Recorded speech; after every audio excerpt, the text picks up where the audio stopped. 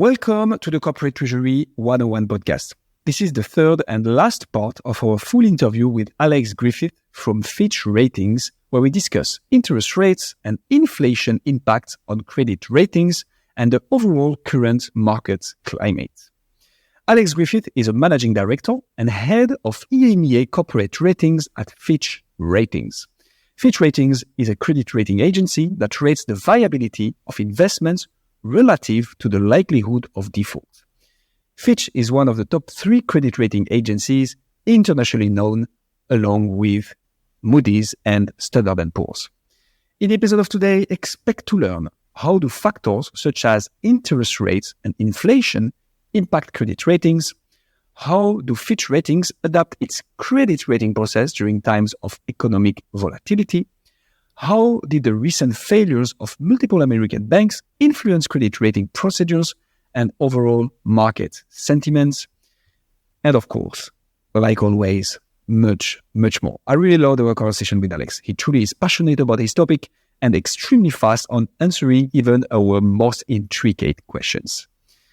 We truly hope you will enjoy the episode. If that is the case, and when you are thinking about how you found our podcast, chances are that it was through word of mouth, social media, or a recommendation from your favorite podcast platform.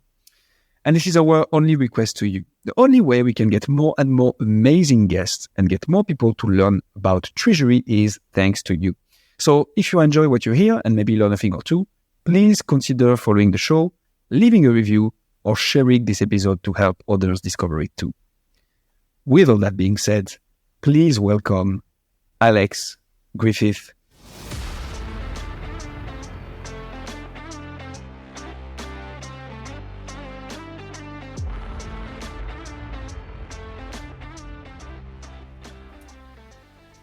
Alex, thank you so much for the insights shared so far.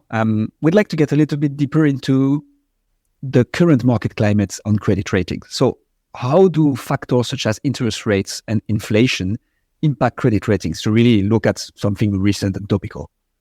And this has been the question, not just of this year, but of last year as well. So I've been at this 18 years, and essentially throughout that time, it's been a story of rates falling. Inflation hasn't even been on the radar. And suddenly we're in this position where you have economic challenges, but central banks can't counter them by dropping rates because you've got inflation, which they need to fight. So if we think about it in terms of credit ratings, what are the issues? So there's, I suppose, the market issues, and we'll deal with those quickly, because what this has done is throw markets into a bit of a tailspin. The market is trying to work out in a rising rate environment how they price things. If you're thinking about a fixed income security, you don't want to say, I'll do this at 5% if 3 months later the market's moved to 6 or 7%. So calling the top of the rate cycle is one of the big things the market's focused on. Whether we're there or not, that's not something that I'm qualified to really opine on, but the market calling the top of that is very important to access. So if, what it means is, if you're a strong borrower they like, they'll charge you more. They'll charge you a even bigger premium. If you're a borrower they don't know and don't like, they might not lend to you at all. So that's having a real impact lower down the credit rating spectrum, where companies typically have an awful lot more debt, but also they tend to borrow floating rate rather than fixed rate. So most of what we look at, high yield bonds or investment grade bonds, is fixed rate. So actually changes in interest rates don't immediately have that big an impact. But if you're sitting on 6 or 7 times leverage and you're floating rate, when base rates change, that does have a real impact immediately, and can get quite tricky. On the operational side, I mean, it's been a real roller coaster. So we mentioned COVID in the last episode and our views on that. I mean, essentially, if I look at our ratings, we've never recovered from the COVID downgrades. So we'd have expected in a normal environment to see further upgrades. Essentially, we haven't. But what we have seen is differentiation. So the big companies with less exposure to the consumer, with market power so they can push through input prices to their sales, those companies are doing well. So, they're managing to generate cash, they're paying down debt, they know that they need to be fairly cautious in terms of their balance sheet. So actually, they're improving their credit profiles and moving up the rating scale. At the other side, though, we've got those consumer-facing companies where, we all know consumers are now having to be very, very careful with their money, choosing whether they want to pay their electricity bill or buy that fashionable jacket. That is making that ability to pass on costs, which are rising for pretty much everybody, more questionable for people that are facing the consumer. So that's pretty tricky. And obviously the real problem area that we've got, if you take the two things that I've talked about, there are some companies in those sectors that also have the 7 times leverage and maturities coming due. So, one positive is that if we look at maturities, generally speaking, 2021 was a year of absolutely massive issuance. So huge parts of the leverage loan space, which is that single B range typically, managed to refinance in 2021. So the maturity profile is very much back-ended. There were a small number of companies that didn't manage to refinance, and those are typically the ones that were still really being hit by COVID, which are typically those retail, those consumer-focused companies, and they're now trying to refinance in an environment where the markets are sporadically open, and frankly, for some of them, it's just not happening. And their business models are also under threat, so it's still not happening. So it's very tough for some companies in their sectors. But the story really is differentiation. Some companies doing absolutely fine, and some, particularly with high debt, getting in a bit more difficulty. Tell us a little bit more about how you guys adapted ratings during that time, Alex. So you gave us a story earlier about how you had to look at all the industries from scratch again with the new framework that the economy was under, like with lockdowns, face-to-face versus things that go online, etc. What other changes did you have to make at the time? And you say, because we haven't recovered yet, a lot of the lockdowns have opened again, although perhaps not. Consumer habits perhaps haven't gone all the way back. But for a good example of that might be like the travel industry. So you can't find a cheap flight anymore because it's just every flight's overbooked, which was zero during pandemic time. So I assume that some industries have bounced back better than others. So how do you guys keep up to date with all this volatility and things changing so quickly? It's slightly weird in the sense that the last 18 months don't feel like they've been very volatile. Well, at least the last year or so, because it feels like we've been anticipating this whole sort of quasi-stagflation episode for quite a long time. And in some ways, it's simply not going away.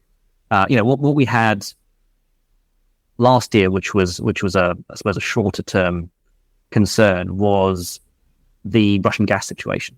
So we were very, very concerned, as was obviously most of Europe, about what would happen if Russian gas was turned off. Russia obviously supplies disproportionate amount of gas to large parts of Europe. What we found was, if you looked at the very, very early assumptions, they were pretty apocalyptic. 10% of German GDP, that kind of number, and 10% for a macroeconomist it's insane. It's not a number they talk. It's usually talking sort of half percentage points, maybe, and that's really quite bad.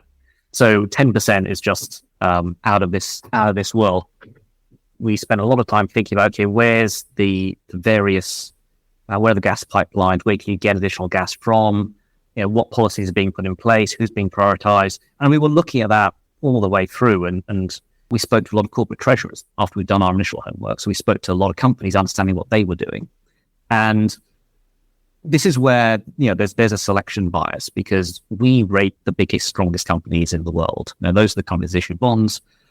They've usually got plans, they've got flexibility. So they were generally able to give us a pretty good idea of what they had in store. We could model that. And then we took some rating actions, but they were fairly limited. I suppose it wasn't a fundamental change to the rating approach. In fact, it was very similar to the approach we took during COVID, which was, we just need to get under this problem, understand it, and take actions as appropriate.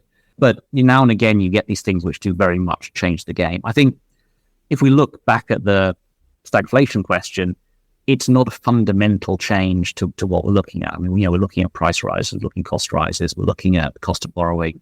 So that doesn't doesn't change the game for us in that sense. It's very much the normal things we deal with. A pandemic or a sudden gas shock, those are the more sort of difficult one-off events that we have to deal with. But we deal with them by analyzing them.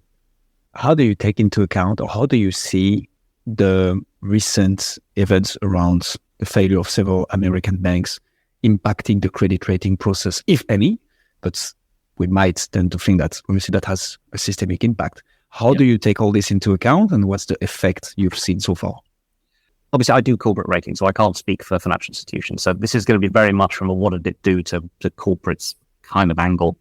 And the short answer really was, from a European corporate angle, it just extended that period of uncertainty a bit longer. So, we were trying to, or markets were trying to work out where this peak in rates was, where they could go back to business as usual. And they kept getting hits. The Russian gas thing was a hit, which they didn't quite know what to deal with. It stopped them going back to normal. The US bank thing was also a hit. I mean, it seems like it's been sort of calmed down a little bit. I mean, touch wood, don't know, we're monitoring it. But it seems like it's been contained. And those banks that were involved in it were quite idiosyncratic.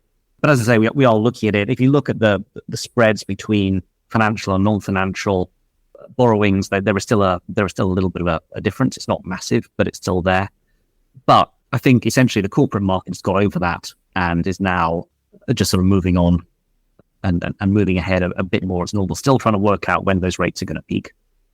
We're not quite there yet, I don't think, with any kind of certainty. But I think that has been digested quite nicely. In terms of individual corporate analysis, the banks that we looked at in the US were fairly small. The biggest concern was that it gave rise to some sort of general reduction in willingness to lend, which is, again, why having the bigger companies as part of our portfolio is really helpful, because they tend to be the safety, right? You talk about flight to safety when there's a problem.